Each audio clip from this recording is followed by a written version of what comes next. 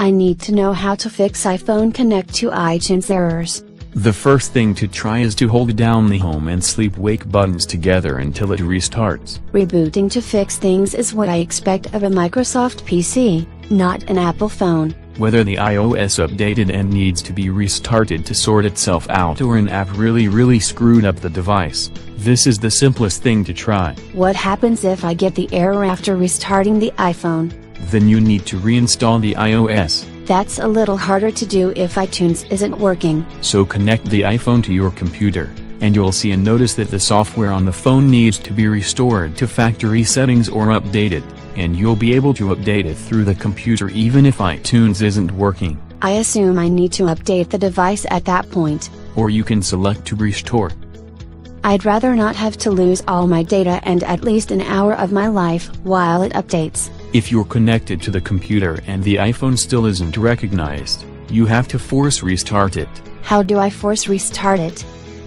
Hold down home button and sleep wake button for at least 10 seconds as the logo comes up and keep holding it down until the recovery screen comes up. That's basically doing a reboot and staying in reboot until it moves on to recovery. Yes, and once you get to recovery, you should choose to update.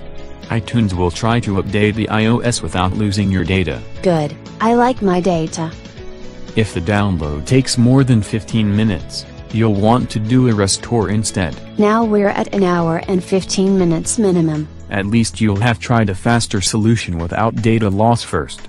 But if the device exits recovery mode on its own and isn't recovered, you'll have to do a restore, too. It sounds more likely it gets stuck in recovery mode than exiting on its own. If the iPhone is stuck in recovery mode, it automatically reboots itself in 15 minutes unless something's wrong. Or I could reboot it on my own.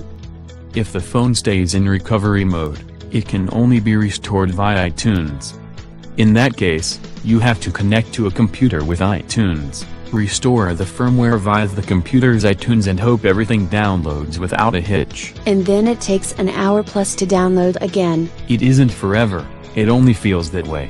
At least connected to a computer, you can do everything else on the computer while the iPhone loads. And then what? Update the OS, since that's Apple's second step to fixing it after you update iTunes. Assuming the OS update isn't what caused it. Their other solutions include updating your iPhone security software, unplugging extra USB devices and rebooting it before trying again.